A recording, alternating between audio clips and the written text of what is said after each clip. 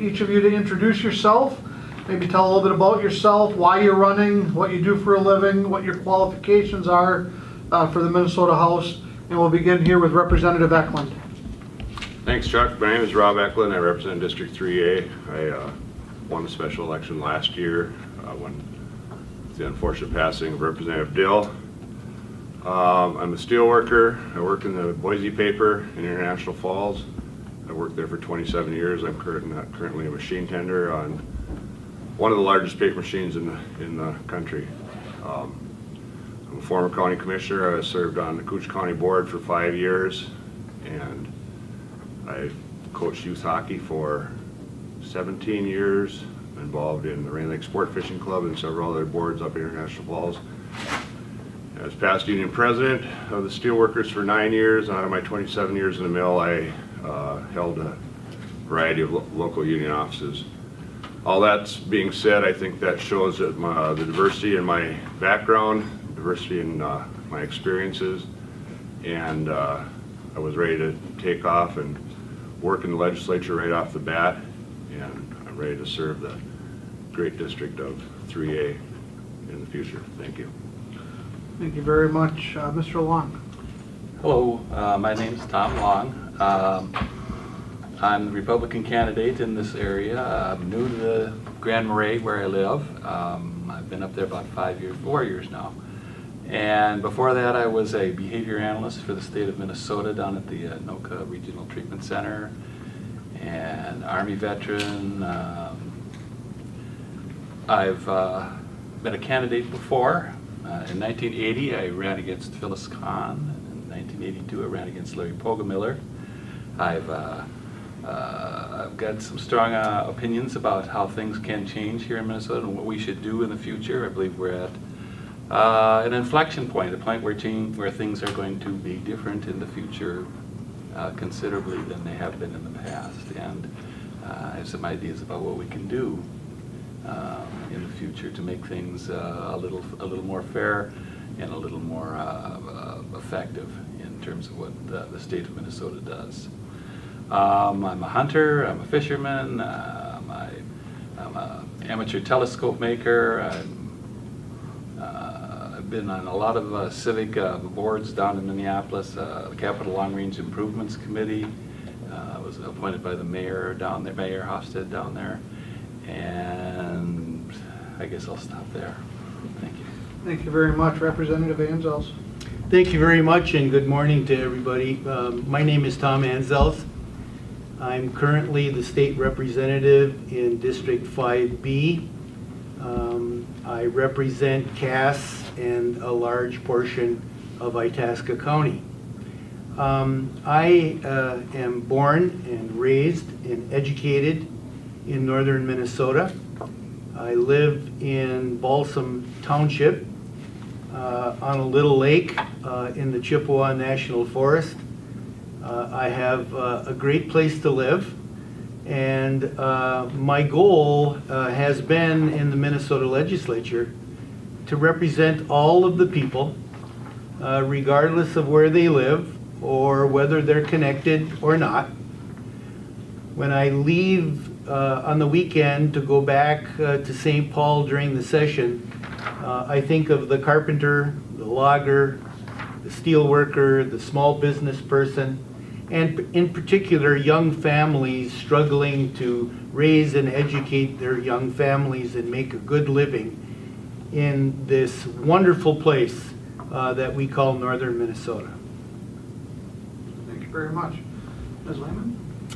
Good morning, and thank you to the Duluth News Tribune for hosting this candidate forum, which is my first candidate forum, so I'm very much looking forward to this opportunity. I am a candidate for Minnesota House District 5B. It's a large district, as most rural Minnesota House districts are. In fact, the westernmost end of my district is about 3 hours west of where we're sitting here today. But it is northern Minnesota, and we have much in common. My husband and I chose to move to this area almost 40 years ago, about 39 years ago, when our first son was born. And since that time, I have been so fortunate to work in business and community development and get to know the communities and what makes them work, what makes them tick. I've served as the president of the Grand Rapids Area Chamber of Commerce for over 10 years. I was president of Itasca Development Corporation for 6.5 years, and it was there that I met Governor Tim Pawlenty, who appointed me to commissioner of the IRRB, where I served for 2 terms.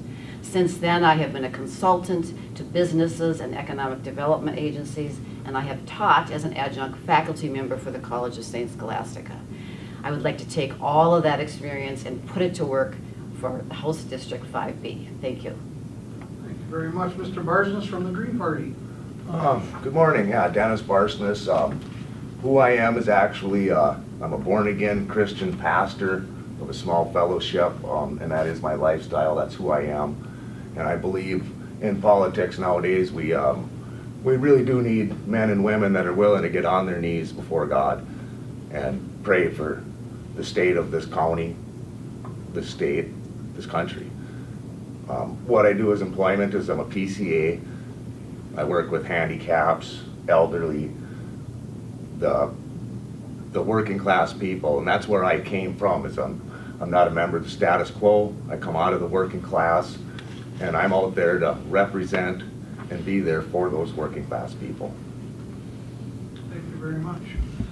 We will ask Classy to ask our first question. A reminder to the candidates that the questions or answers will be limited to 1 minute.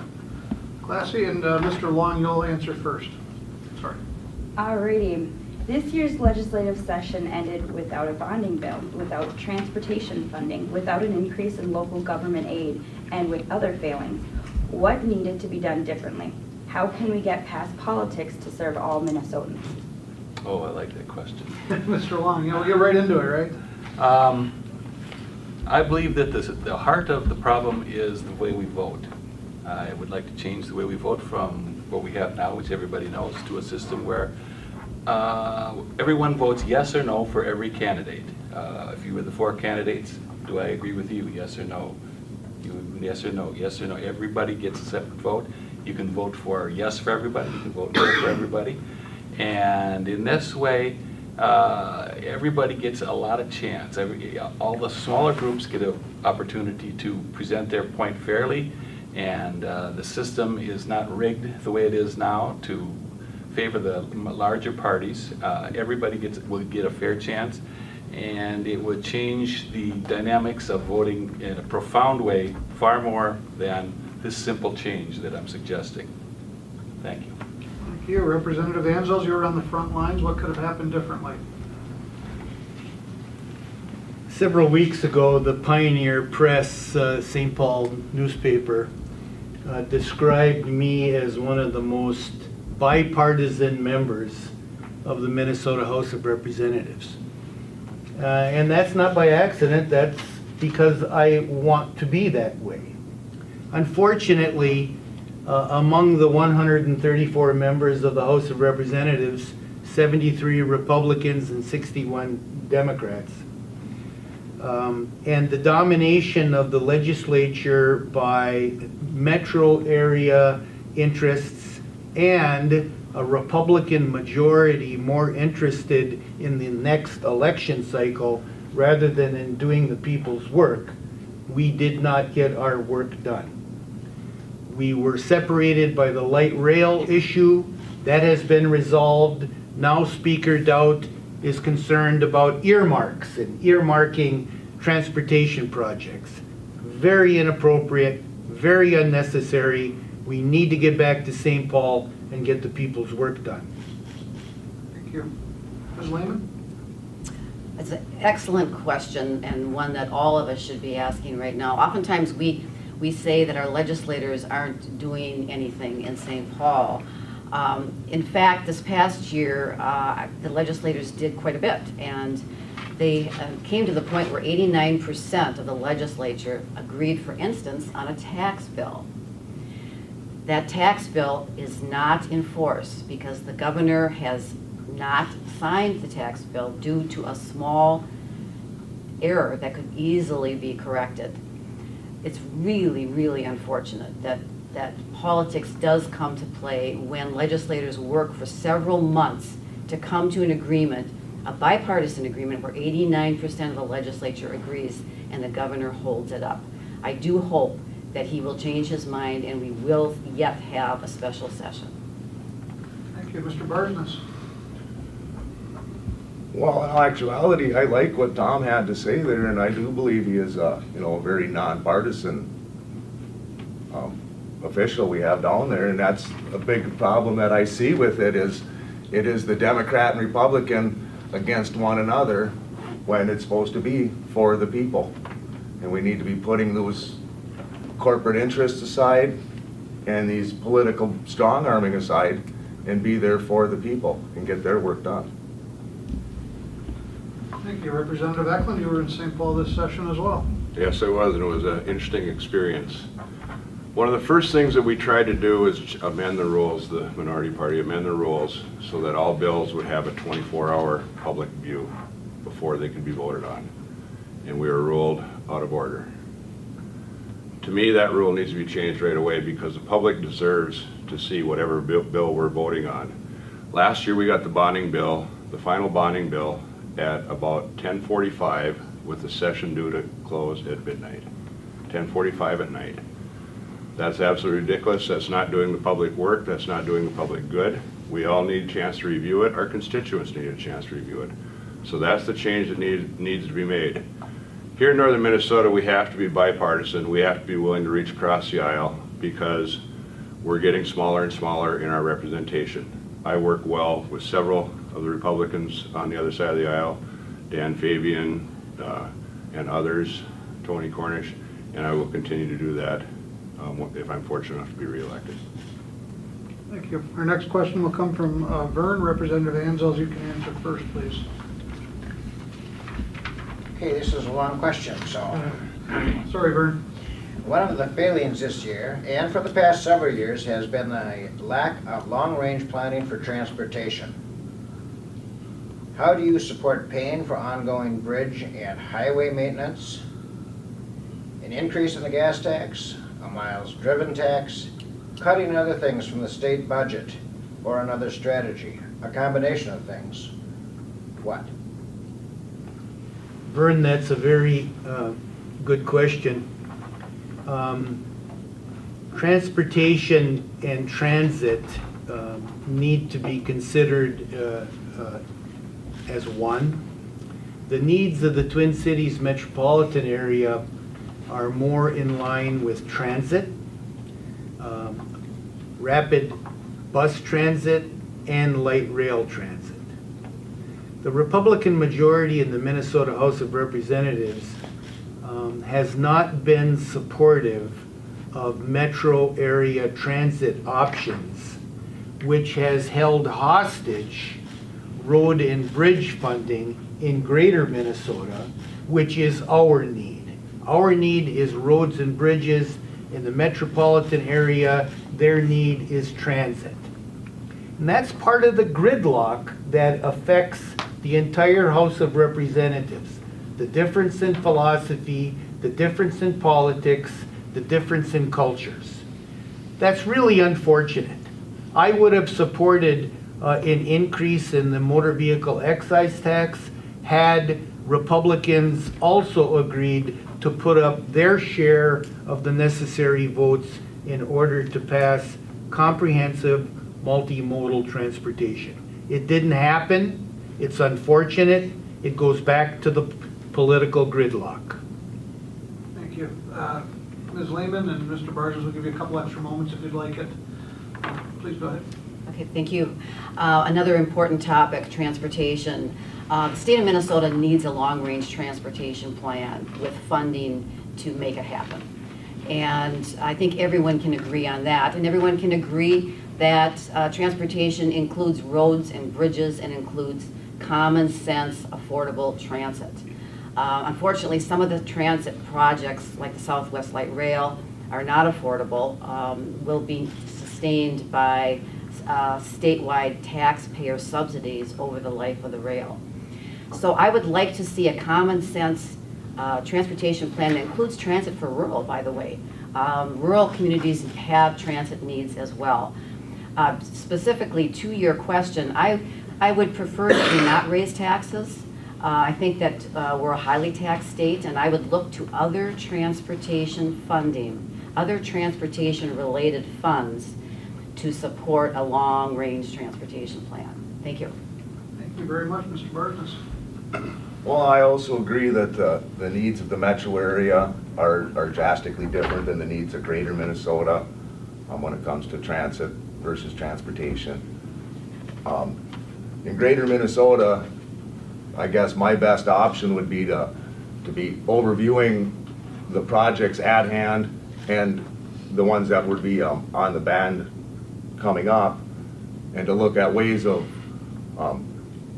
eliminating waste in the projects going on and in the projects that are in plan as a means of providing the services to get done. There's a lot of different wasteful spending that goes along when you're hiring out-of-town contractors versus the more local contractors. And if the money can come, from more locally, spent more locally, that's going to help the local economy as well, and it'll keep things moving. Excellent, thank you so much. Representative Ecklund. Thank you. Transportation is tossed around football all the time. This is where my experience as a former county commissioner comes in. We rebuilt Highway 332 in Couchiching County about 3 years ago. 3 miles, $3 point million for 3 miles. Last year, the Republican majority wanted to put some of our surplus into it, about $200 million. Well, you figure out at $3 million for 3 miles, that $200 million doesn't go very far in the great state of Minnesota. We need a comprehensive long-term plan. I think we need to keep all options on the table, whether it's a gas tax, whether it's a motor vehicle excise tax, or whether it's a production tax on the fuel wholesalers. Somewhere along the line, we need to figure this out. I drive a 2004 Buick that gets 30 miles a gallon. That's part of our problem. It's a good problem. Everybody's getting better fuel economy, but we don't have the gas tax going into fund our roads and bridges that we have in the past. So we need to figure out a plan, and I pledge to work bipartisanly to make that happen when I'm back down there. Thank you. Mr. Long? Well, these answers sound to me a lot like the politics in St. Paul. Before I lived in Grand Marais, where I live now, I lived down in Ramsey, which is right on one of these rapid train routes. I used to love taking it down to the Twins game. You subsidized me $15 for every time I went down and $15 for every time I came back. I'm not sure that's going to be a very effective way of moving people around. Some of them are more economic than that, but there's money in the system. Right now, I'd like a bus to come up to Grand Marais 1 day a week. We don't have any bus service at all. They got a walking trail now. They can walk down to Duluth, but even the bike trail isn't finished yet. I think we could have a bike trail. That would be fine. We could bike down there, but the way things are going is pretty ridiculous, and there are solutions, and there are ways to solve this problem, and one of them is to change the way we elect people who get these things done. Lake transportation, rural broadband is a priority lawmakers seem to love to support, yet year after year, funding for rural broadband is inadequate. How big a priority is it to you and why? Rural broadband has been a priority of mine because it's been a priority for rural communities for a very long time. In fact, rural broadband was one of the reasons I first became involved with the IRRB years ago when Republican appointed Commissioner Jim Gustafson was commissioner. And he started a project called Do IT, or Do It. And we were ahead of the curve in looking at planning for broadband. Unfortunately, many of our public officials were behind the curve and are now catching up to speed. And so we are recognizing that rural broadband is as important as electricity. I have been a consultant for the last 5 years. Couldn't do that out of my home if I didn't have high-speed connectivity. So I intend to use my new position in St. Paul to continue to support rural broadband as an essential component of economic development in rural communities. Thank you so much. Mr. Barsness? Well, when it comes to rural broadband, it is an important factor. And the issue I see with it is a lot of the rural areas, there's there's a lot of expense that goes into putting the rural broadband into these areas, and is the cost efficiency effective coming out of it. They're running these lines into places where there's a minimum amount of subscribers, maybe even none, but the broadband needs to be there in case for the future. And it's just an expense that I'm really not so certain about if the results are worth everything being put into it. Thank you very much. Representative Ecklund. Thank you. Last year in the legislature, there was initial bills for funding broadband, about statewide true border broadband for $100 million. What we settled, what was finally passed, was about $35 million. That does not come close to addressing the needs, especially of rural Minnesota. Where I live at, we have DSL, so if I was on the computer this morning now, I would have fine connectivity. At 5 o'clock, I can hardly download anything. It's a need that needs to be addressed for the simple fact that in northern Minnesota, we have the three-legged stool of timber, taconite, tourism. The fourth leg of that stool, I believe, is technology. There's potential for cottage industries to grow. I think we could do engineering, we can do accounting, we can do architect from smaller business units, and with connectivity, we could serve those type of issues worldwide. Thank you. Mr. Long? Thank you. I have broadband. They delivered it like a couple weeks after I moved into my new house, and it's really nice. I worry that if we fall behind, if the students, the young people especially, fall behind, it's going to be very difficult to catch up to the technological change, which is zipping by at breakneck pace. It's a priority, I think, that we've got to put above some of the other things that we spend money on. Thank you. Thank you very much. Representative Anzelc. Thank you. It's been my observation over the years that citizens are becoming leery of political candidates who merely admire problems, talk about problems, and never really get at the business of solving problems. I'm really proud to remind you all that as we speak today, a significant broadband project is underway in much of rural Itasca County, covering the footprints of the school districts of Grand Rapids, Greenway, and Nashua-Keewatin. And that was done largely because of Governor Dayton's initiative and the initiative at the Iron Range Resources and Rehabilitation Board, which I chair. And we matched dollars together, and we funded a great project which is going to enhance the quality of life for many, many rural residents of Itasca County. I'm very proud of that.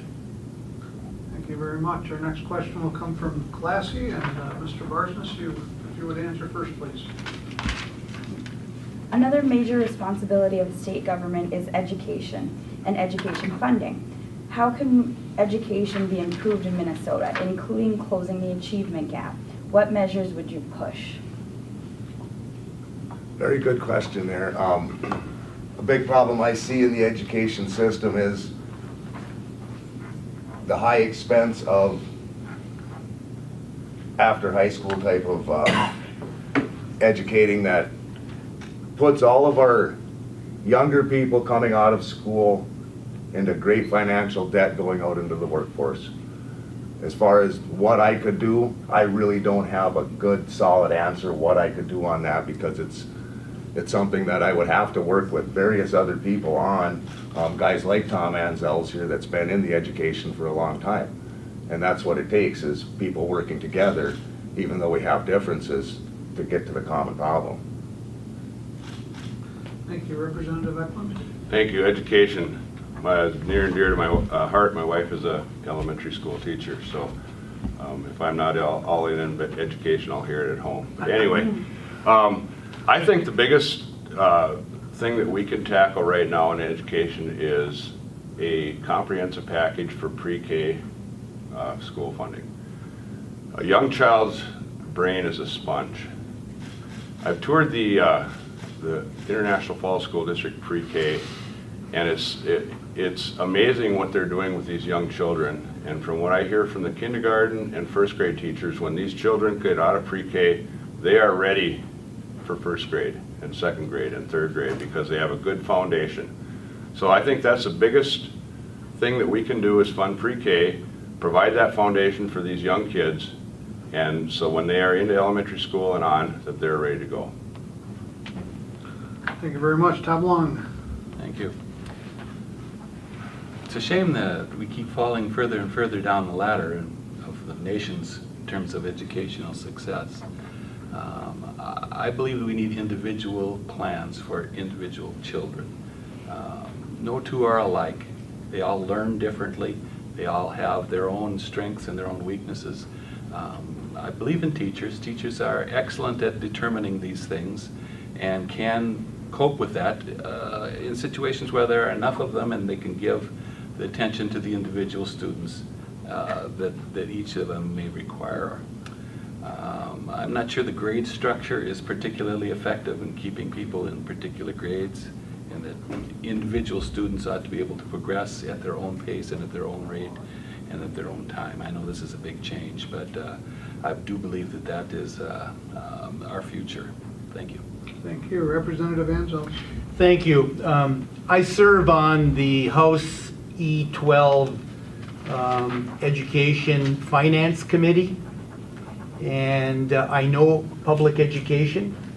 Unfortunately, the House majority in the last session squandered away a $900 million surplus, some of which could have gone toward public education, and instead their agenda was corporate tax cuts and welfare for high-income earners.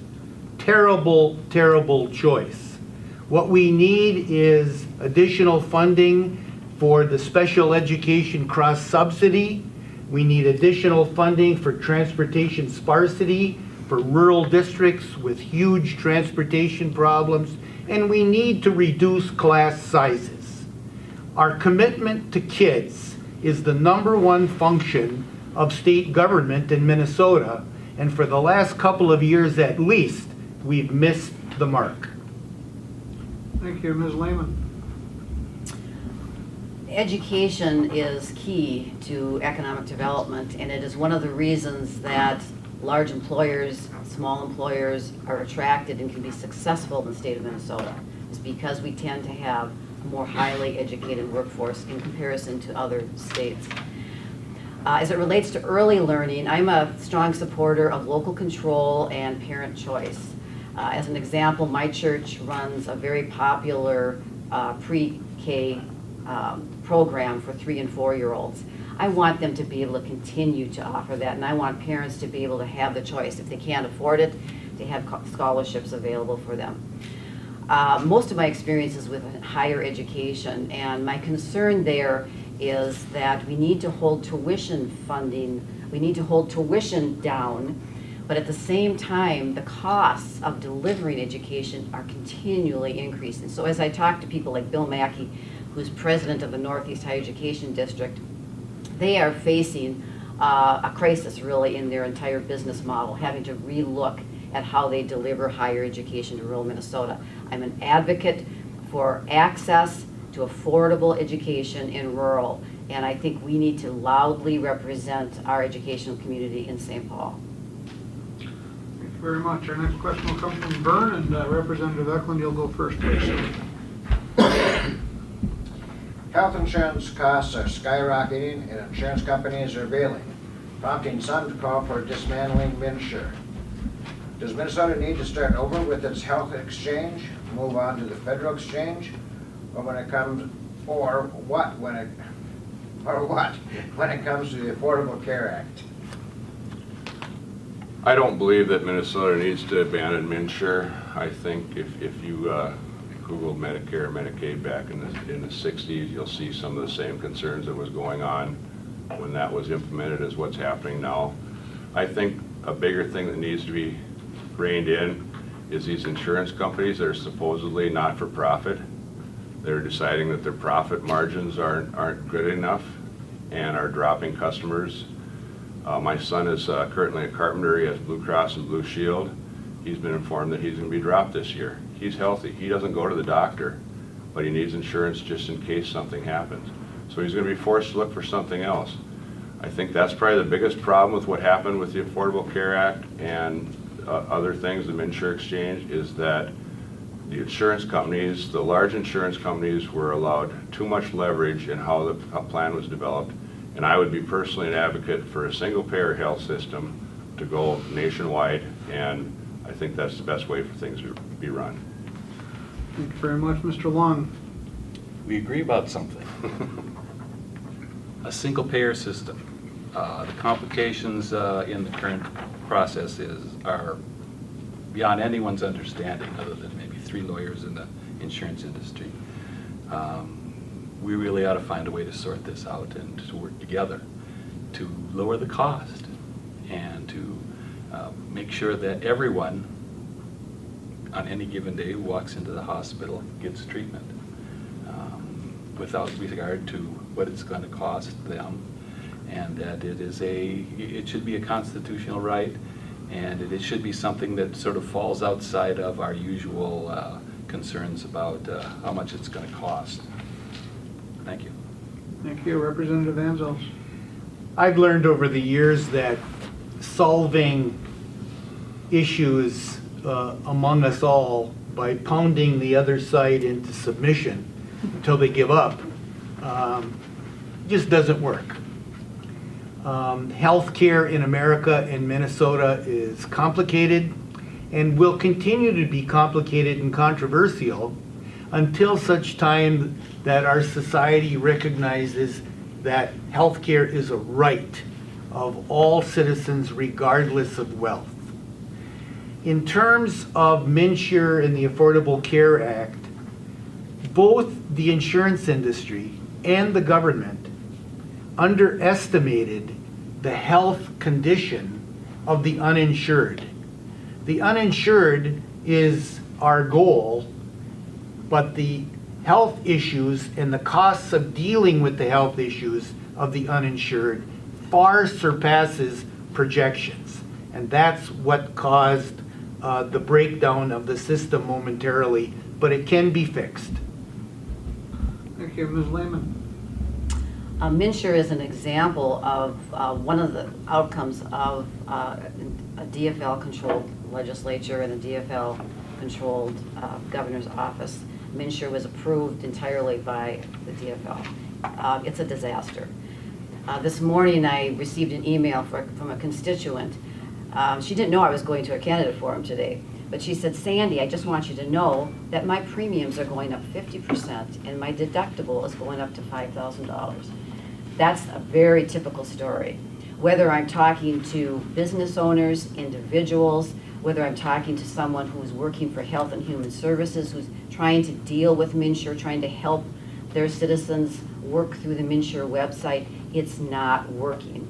We really need to take a look at a new plan, starting with stopping funding of the MNsure website. There are several other things that we could do immediately to begin to start lowering the cost of healthcare. But the picture is complex and larger than simply fixing a website. And it needs attention, it needs our attention. Thank you, Mr. Barsness. Well, myself, I am a proponent of, a Medicare for all. I do believe that it is a right. Everybody should have access to quality medical care. And the biggest problem I see comes from, there again, corporate interests between the insurance companies and big pharmaceutical companies, that it's profits over people when it needs to be people before profits. Even after 10 years of scientific and environmental review, some are trying to stop the PolyMet project. In the same way Twin Metals plans to mine copper, nickel, and other precious metals has been divisive. Where do you stand on PolyMet and where do you stand on Twin Metals? Mr. Long. Thank you. Thank you, Chris. Green is the path to the gold. That's my answer. We have to take care of the environment just as well as we need to keep people employed. And these are accomplishments that we can make if we work together and sort of ignore the fringes that are sort of so far out there that they would stop the projects. This is critical for the long-term future of the Northland, and somehow we need to find a path that allow these mines to be created and maintain the quality of the environment that we wish to be there. I don't believe this is beyond our capability. Thank you. Thank you. Representative Anzelc. We don't have the luxury of picking and choosing which job creation efforts we support and those that we don't support. We live in northeastern Minnesota, beautiful environment, beautiful place to live. But we need economic activity and development and jobs. We need to stop the declining enrollment in our public schools and our communities. Therefore, I believe that science rather than politics should guide us. The PolyMet project is on track. It is in the permitting stage. The science should be our guide. The permits should be issued if the science lines up with the development, and the project should go forward. With regard to Twin Metals, I believe Governor Dayton erred in his decision to stop drill core sampling in the area of the Twin Metals project. You don't know what's under the ground until you sample the soil samples and determine if it is a productive place to mine. He should have allowed that to occur. Thank you very much, Ms. Layman. These are all good questions, but your question in particular is one of the main reasons I'm running for office. I am alarmed that our state is tipping out of balance. We're moving away from common sense utilization of our God-given resources to a place where we are worshiping our resources rather than stewarding our resources. I spoke with a fellow economic developer just this week who said, you know, Sandy, we've been a center of excellence for balancing natural resource development with natural resource protection for over 100 years. And why? Because we have good protections in place. We can't allow politics to interfere with that.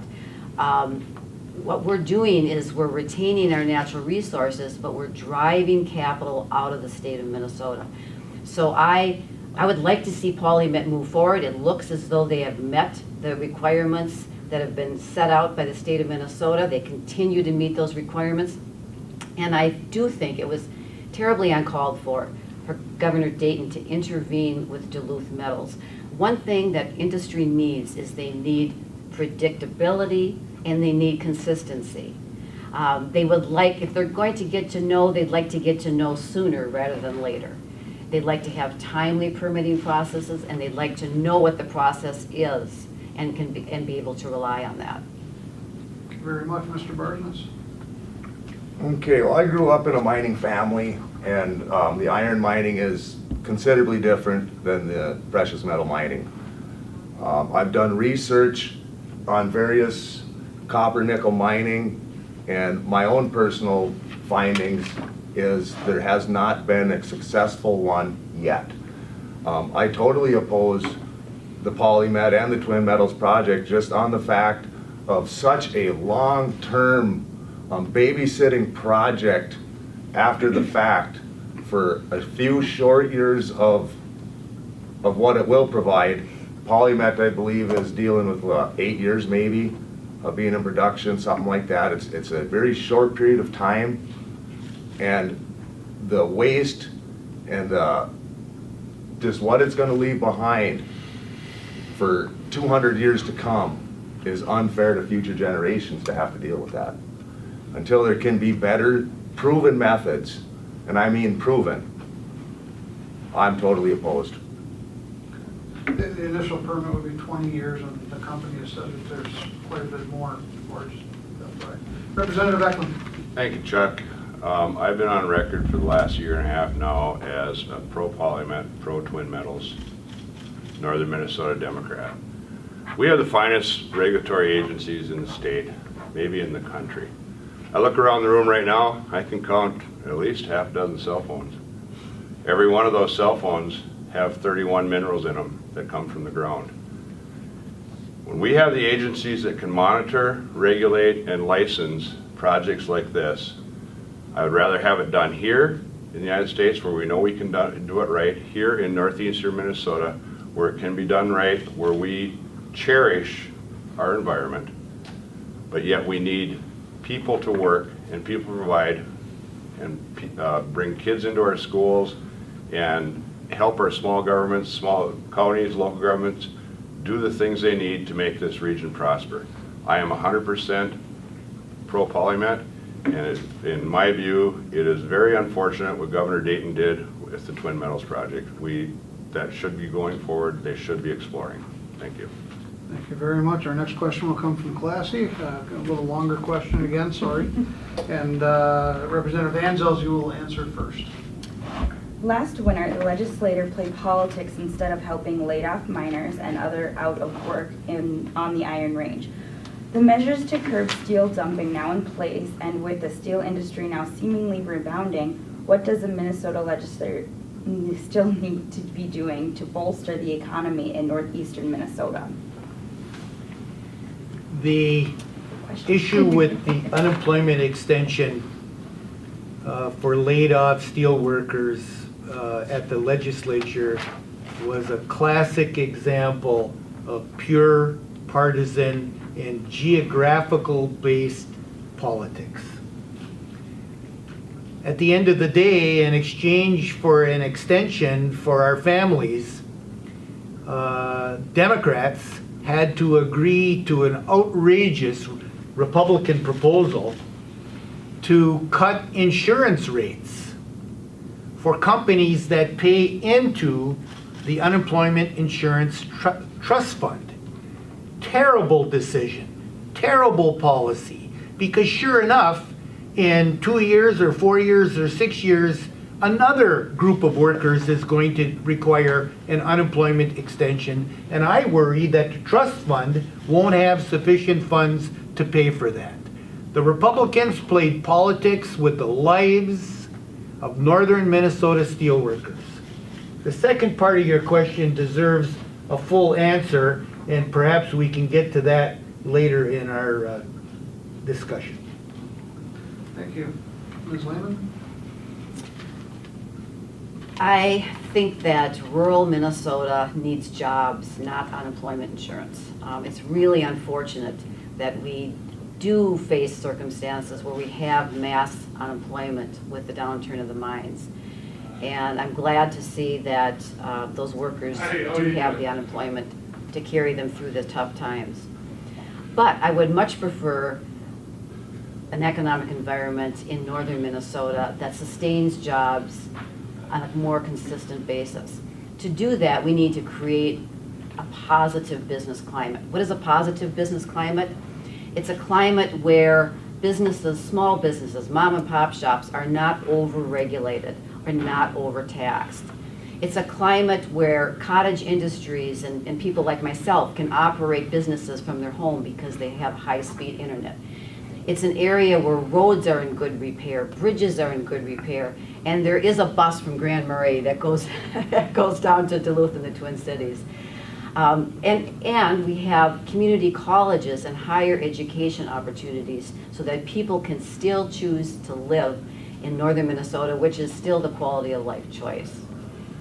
Thank you, Mr. Barsness. Well, again, like I said, I grew up in a mining family, and even around nowadays, I see a lot of signs in my area that say mining supports us. And it's not that I don't support mining, but I feel it's very unfair to throw mining supports us on the back of the mines and the miners. There's got to be other avenues that we can take, various things such as industrial hemp. That we can bring in more industries, clean type of industries that can work alongside with mining, so mining doesn't have to have the burden of supporting all of us. Thank you. Representative Ecklund. Excuse me, thanks, Chuck. Face it, folks, we need the Iron Range to be productive. We won 2 world wars on the back of the Mesabi. So, diversifying the economy is fine, but we need the mines in practice, because if we were faced with another national disaster, do you think China would send us their steel if we were in trouble? Absolutely not. So we need the Iron Range. Duluth needs the Iron Range. 60% of the product that goes through the Duluth Harbor comes off the Iron Range. We're tied together. We need to stay tied together. What happened with the unemployment thing was pure partisan politics. Representative Metz and I had spoken with the speaker 2 weeks prior to the session. We thought we had a path forward to take care of that. After we'd fought since sometime in late November to have a special session to deal with the unemployment issue, when we thought we had a deal done and we saw the first bill up, and it was pure partisan politics. 2 years ago, they had an avian flu outbreak, and we, the legislature, I can't say we because I wasn't there, legislature jumped on it, took care of the farmers, took care of the problem immediately. Last year, our laid off workers in northern Minnesota were held hostage by pure partisan politics. Thank you very much. Mr. Long. Partisan politics is something that I hear a lot here today, and I think there are solutions to partisan politics. However, the economic health of the Northland is going to depend on it becoming more resilient and more self-sufficient, and building up jobs that will fill in when the inevitable downturns occur. This isn't the last one, it wasn't the first one, it will happen again.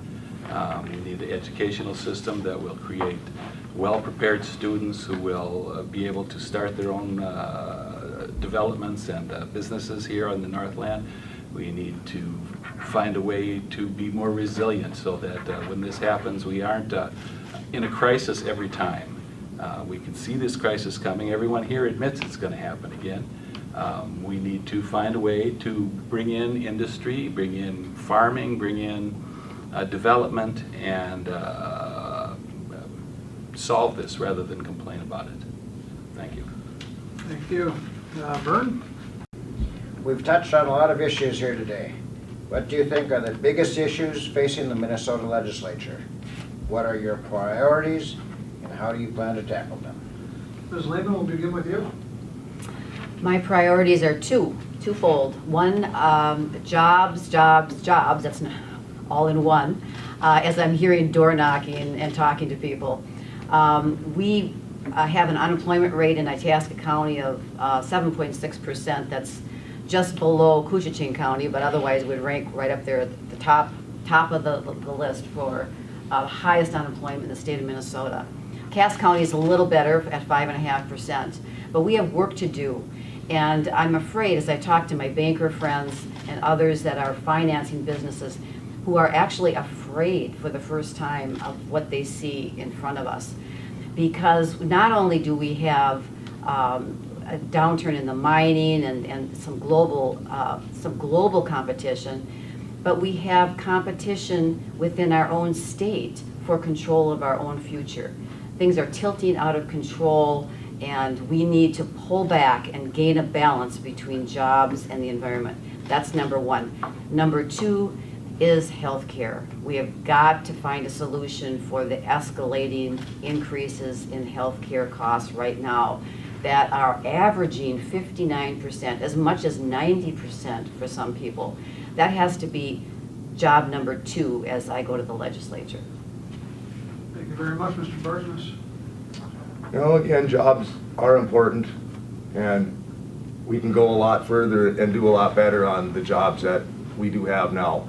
A lot of what we do have is based on a global type economy, which is fine, but we need more employment, we need more businesses that can also contribute to a local economy. The second thing that I've been looking at is the vast amount of people I talk to that seem to be living in fear of one thing or another, And I would look at where that fear is coming from, who is behind it, and what can we do to keep our elderly people. I work with the elderly. A lot of the elderly people are living in fear of their insurances. A lot of them are even in fear of law enforcement, and that's not right. Our people deserve to be able to go to bed at night without being afraid. Thank you very much. Representative Ecklund? Thanks, Chuck. My number one priority, if we don't have a special session, is to get the tax bill and bonding bill passed within the first 30 days, assuming the Democrats take back the majority. The bonding bill, if we let this $1 billion package slip by the next bonding session, we're not going to double it. It'll be about the same. So it needs to pass. It needs to put our people to work. Number two, we need education funding. Our rural schools are struggling. It costs the same to run a school in northern Minnesota as it does in the Twin Cities. And so we need to have some kind of funding reform to help our rural schools out. And I'm a big advocate, as I said earlier, of pre-K funding, because that's, I think, where our future is with the kids. We need true border-to-border broadband, and it can't be concentrated in pockets. It's got to be statewide. And last but not least, we need a comprehensive transportation package that takes in all assets of what we have in the state, both light rail, metro transit in the Twin Cities, and what we need for our rural infrastructure. Thank you. Thank you very much. Mr. Long, your priorities and what you feel is the biggest issue facing the legislature. There are so many. The political structure of the legislature is not suited to the changing world that we're living in, and we need to change that. We need to change the Constitution so that we no longer have the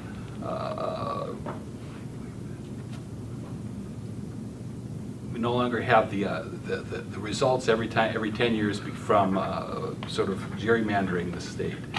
We need to stop being the institution nation where we have everybody. We have 10,000 prisoners in jail, and we have no plan for them. We have 725 people down in Moose Lake and St. Peter. They're going to cost $2 to $4 billion unless we change the plan for them. We have people at the state hospital who are there months after they were done with their treatment at $1,300 a day, at $28 million a year for one institution. Waste, fraud, and abuse are rampant. We need to do a lot of things, mostly just waste. We need to rethink these problems and start working as a team, start working together and moving in the direction that we can all see. Thank you. Thank you. Finally, Representative Anzelc. I keep a copy of the Minnesota Constitution in my desk drawer on the House floor. And in that document is a paragraph about education. And it clearly says that the number one priority, the number one function of state government is a fair, equitable, equal, and uniform system of public education. To me, that means E12 and higher education. Prior to the Pawlenty administration, the ratio between private tuition and state support for higher education was like this, with the state support being here and tuition being here. Now, after the 8 years of Governor Pawlenty, it's flip-flopped. That's our problem in higher education. Poor kids, kids from middle-class families, can't afford the public school.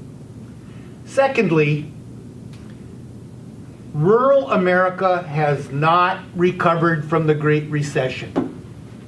The Twin Cities metropolitan area is doing just fine. We need a system of sharing the resources and the wealth so that rural Minnesota can recapture what it had prior to the Great Recession. That means diversification, that means mining, that means forestry, and everything in between. We don't have the luxury of picking and choosing what jobs we'd like to have. Thank you very much. That brings us to an end of our questions. Thank you again to the candidates for Minnesota House Districts 3A and 5B for participating in today's forum. Thanks to those in attendance, thanks to those watching online. We'll wrap things up by allowing each of the candidates 1.5 minutes to kind of sum up why there should be the voter's choice on November 8th. And we will begin with Mr. Barsness. Okay, I'll keep it brief in the sense of, like I said before, I'm not a member of the status quo. I come from the working class people. I've worked in a lot of various areas throughout this state, and I've lived here my whole life, and I plan to live here the rest of it. I want to be here to help keep this state the landmark that it is being portrayed as. Thank you very much. Representative Ecklund. Thank you, Chuck. The District 3A is the largest district in the state of Minnesota. It's bigger than, from what I've heard, I haven't actually checked it out, a few eastern states. It's got 37 zip codes, 8 school districts, 2 full counties and partial of 2 other counties, northern St. Louis and most of Lake County, 23 townships, 16 cities in the district. It's large, it's diverse, and I'm absolutely the best person to represent it for several reasons. Number one, my experience as a county commissioner helps tremendously on education projects, health and human service projects, and transportation projects that have been done. Number two, my years as a union leader and a person that spent a lot of time at the Capitol working on labor issues. I know my way around, I know the people down there, and I know where to go to get things done. And number three, my years of community involvement. I've dedicated my life to International Falls, Couchiching County in northern Minnesota. I plan to live here. I'm not going to be a snowbird. I have no plans to move to Arizona or anything else when I retire. I'm going to stay here and continue to fight for this great district that we live in. Thank you. Thank you very much. Tom Long. Thank you all for doing this today. I really appreciate the opportunity to talk to people in the state of Minnesota. Minnesota is a beautiful state. It's a wonderful state. I've lived here my whole life. I love it. I'm not going anywhere. We need things to change. There are, as you listened here, I'm sure you've heard all of us say, this could be better, this could be different, this could be fixed. And I think all of those things are true. It works best if we work together, if we plan our future in a way that we all agree with.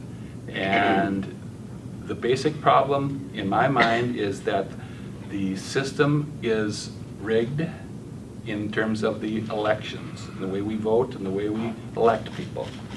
I'm not saying anyone is cheating. I'm saying the system itself is designed in such a way to provide these results that we are getting.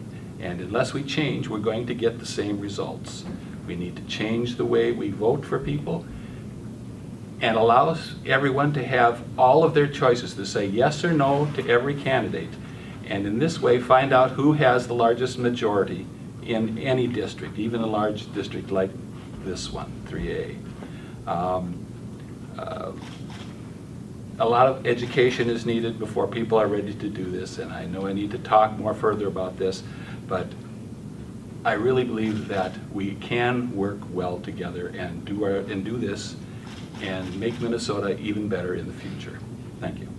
Thank you. The incumbent in District 5B, Representative Tom Anzelc. Thank you, Chuck.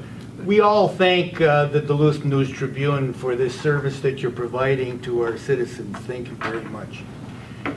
You know, we've got about a little shy of 60 days to go before the people will speak on November 8th. And there will be a lot of rhetoric and a lot of talk. The people should be leery of those who are running for public office who simply admire problems and offer no solutions. And economic development and job creation, of course, is going to permeate all of the discussion in northern Minnesota, as it should. And citizens should be leery of those who propose economic development ideas where the only people who end up getting real jobs are the lawyers and the lobbyists and the professional meeting attenders, rather than real people. And I'm committed to job creation for real people, real citizens, so that young families can stay here in northeastern Minnesota. And I look forward to working with the people and meeting with the people and discussing job creation efforts with everybody in the days to come. Thank you very much. Thank you very much. And the Republican candidate in 5B, Sandy Layman. Thank you, Chuck, and thank you to the panel. Again, terrific questions. Thank you for those. 39 years ago, my husband and I made a quality of life decision to move north, and we never looked back. Our son was 10 weeks old, and we moved to a little cabin on Lake Pekegama, and we've lived on Lake Pekegama ever since. My husband was a drywall contractor, and the times were such that he was working, but there soon was a downturn in the 1980s, and many of our friends left the area, but we stuck it out. And we said, you know, we're going to do whatever it takes to stay here in northern Minnesota. And today, I am really pleased to see other young families making that quality of life decision in numbers that I haven't seen in the past. And it's partly due, I think, to technology, that the fact that there is broadband up here and people can make a living. Entrepreneurs can come and realize their dreams, small businesses can start, and that is exciting. So there is hope. There's hope in places like Grand Rapids. There's hope in places like Reamer, where the same thing is happening. So I want to be a representative from this area that helps those young families realize their dreams in northern Minnesota, just as we have been able to realize ours, and that we do have hope. But I am fearful that we are tipping out of balance, and we may not recover if we don't stay the course, where we have a good balance of natural resource-based economic development with a diversified economy. If we have a DFL-controlled House, we will have DFL chair people of the Environmental Committee, and I am afraid of what that will happen to projects like PolyMet and others that are on the table. So I urge you to pay attention to what's happening in the state. You may have voted DFL all your life. You may have voted Independent or Republican. I am appealing to voters out there to take a look at the interest that they have in northern Minnesota and to vote accordingly. Thank you. Thank you very much. Thank you very much. Thank you, Chuck.